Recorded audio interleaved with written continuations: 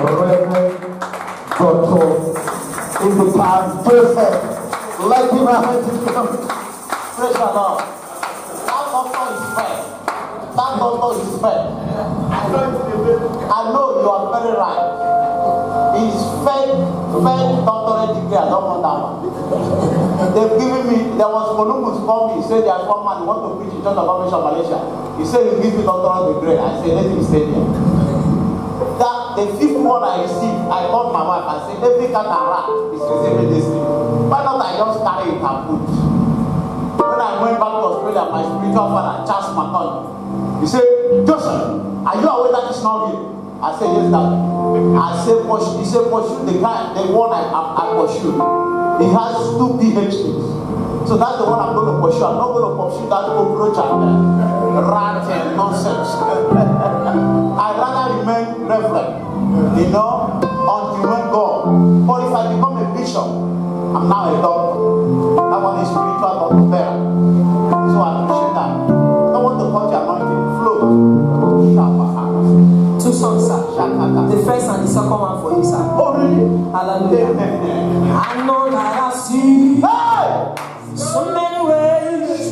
Jesus, I know as it's working for me.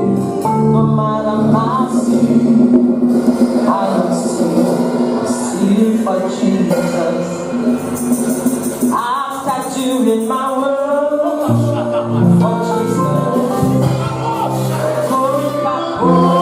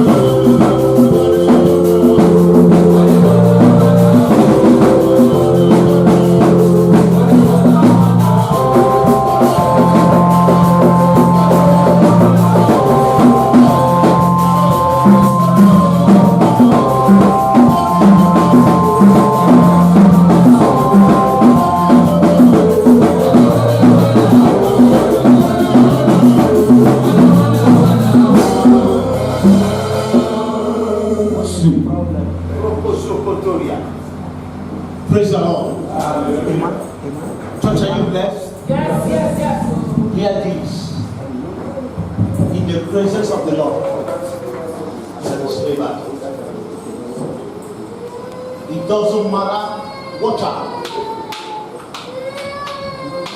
Jesus is the same yesterday, today, and forever. Church, are you ready for tonight? Yes. Lift up your hand towards us. Lord, that we may know thee and the power that brought us out from the grave. We are here because you are faithful, Lord. We are here because there is none like unto thee. That which is your will is about to happen in our life. Amen. Therefore, Lord, we accept it with all thanksgiving.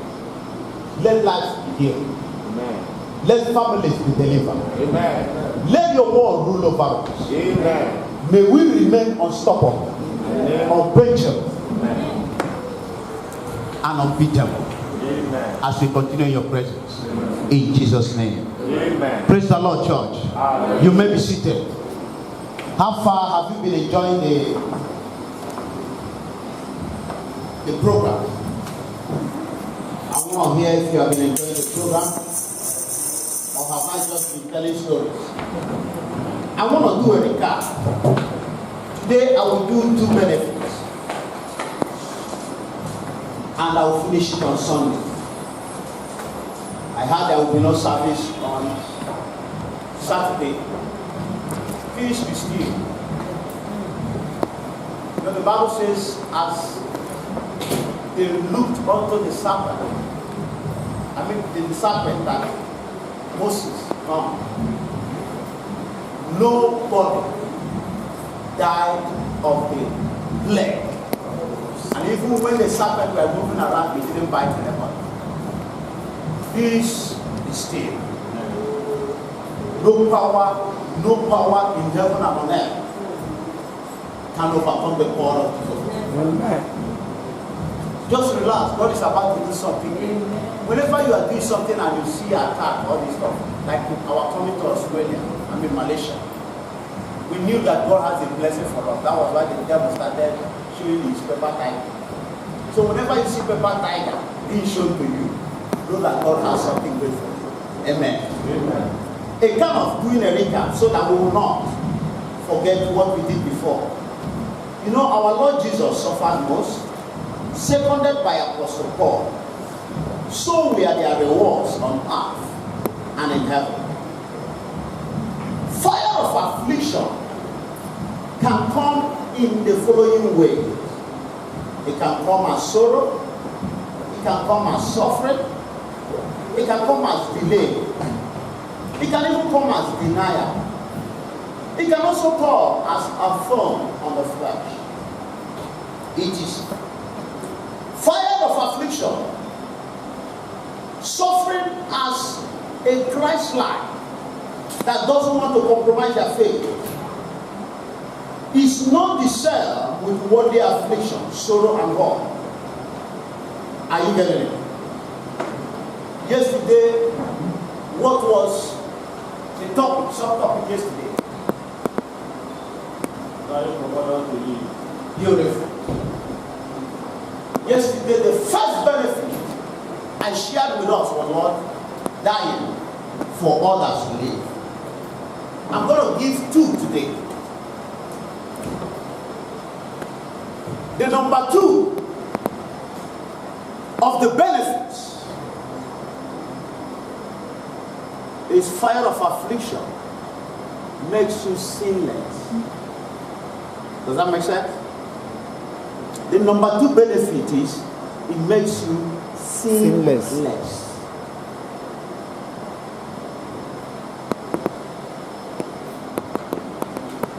No sin. You know, some people, if you tell them you can live a sinless life, they will tell you it's impossible. Sometimes it's just a simple English in the Bible, but we don't understand. We are not perfect, but we have been made perfect. What does that mean? Does it mean the same thing in English? I'm not perfect, but I've been made perfect. So how can we differentiate it? How can we differentiate it? I'm not perfect, but I've been made perfect. Something that you do with perfection. Yes. I'm perfect because God said I'm perfect.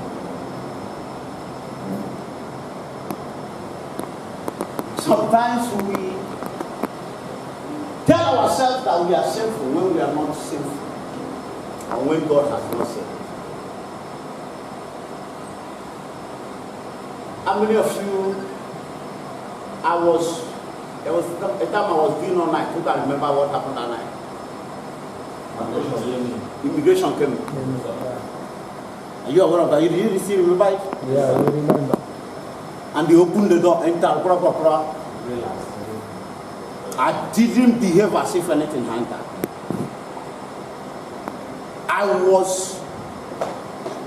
You saw what happened to Peter. He was looking at Jesus and he was walking upon waters. But immediately he lost his focus. And they say, Kawanla, and they left. You yourself, you only see the physical, you don't see the spiritual. But when the need for the enemy to see the spiritual comes, the spiritual will be made open. You thought the enemy just came in and left. There is something they saw. And Jesus is the same yesterday. He's still on the same foundation. The foundation of change. It's still the same foundation. From Bishop Benson in the house till now. No power. It's not possible. That is why sometimes, why is it we read the Bible? We don't even believe it. If God has said all these things, He said, when I'm with you, who can be against you? Now what you are doing is what is will. He has prepared for you. And you alone. Every battle is fought in the mind. Any battle that will beat you and will win you, you know. But the battle that will not win you, is your mind. The greatest power. Lock me, lecture me, do everything. As long as I didn't lecture my mind and my mouth. Still free and powerful. Because every salvation starts with good conversation. According to Psalm 50:23. Listen to me. Focus on God and watch out and see God's deliverance upon your life. Amen. So the second benefit of passing through the fire of affliction is it makes you sinless. Many will be calling you a sinful man. Many will be calling you names.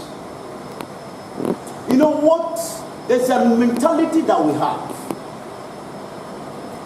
A mentality that reduces us to nothing.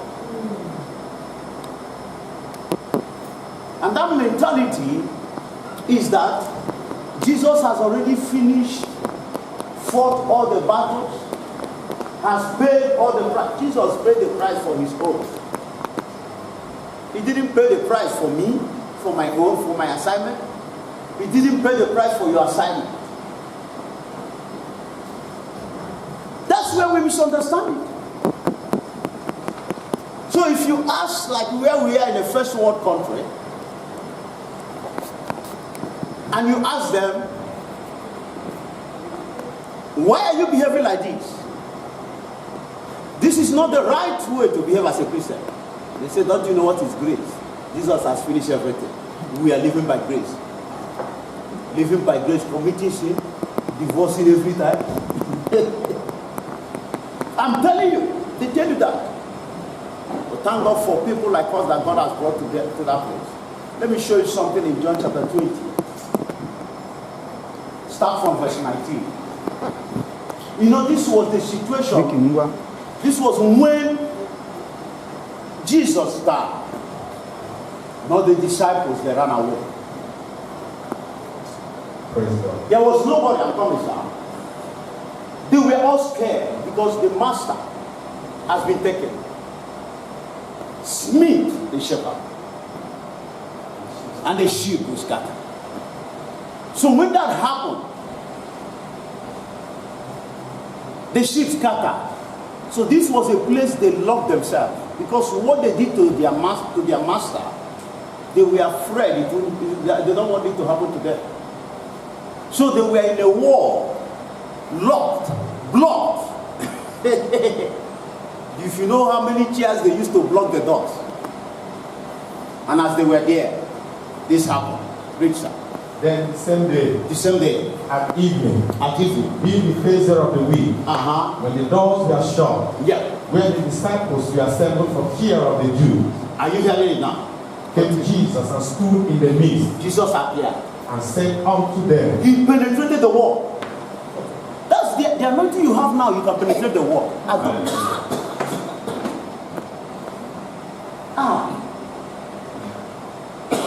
Please, the anointing you have now. Let me tell you something you don't know. When you get born again, the flesh of Adam, till John the Baptist, crave for sin. They want sin. But the flesh of the new Adam, Bible says in 1 Corinthians chapter 15, verse 45, the first Adam was a living soul, and the second Adam was a life-giving spirit. 1 Corinthians 14, 45. Which means the Bible recognized that Adam was the first Adam. And also the Bible recognized that Jesus was a son of Adam, the second Adam. But what they came to do, their nature were different. A living soul, life depended on the blood. The life of that soul depends on the blood. But a life-giving spirit, the life of the second Adam depends on what? The spirit. Now they were not born the same. The first is born with quack on the bed.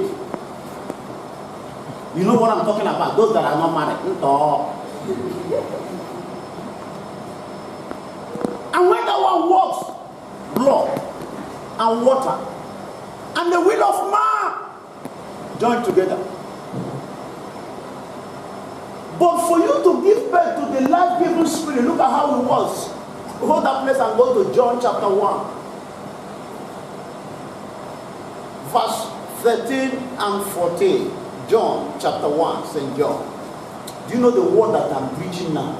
It's as powerful as the Bible says, instead of it not to come to pass, heaven and earth, you go Malaysia, tsunami will swallow it. The word that I'm teaching now is so powerful, it can break anything.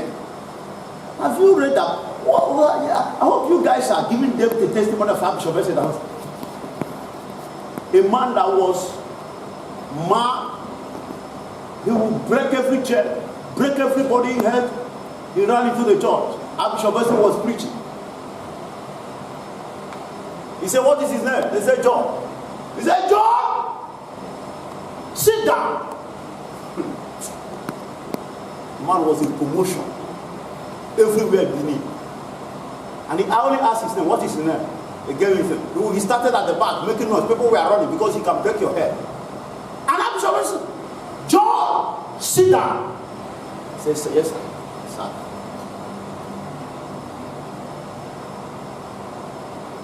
Bishop Bessed also was sitting, teaching in the church. Somebody fell and died.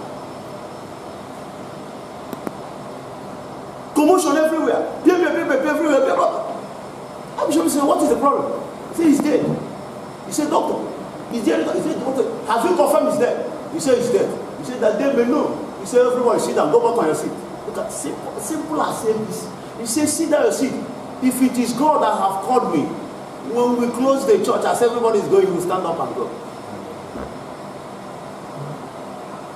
Because he was handling the most powerful thing. Nobody dies where the word of God, genuine word of God is preached. Moreover, that's one of the promises he made to me. He said, nobody will die around me. as you preach the truth. The book that this story about Archbishop Benson Hausa was written say, as they share the grace, and may the grace of our Lord Jesus Christ. The Bible says as they were leaving, before the last two saints left, the man sneezed. And so I said, what happened to me?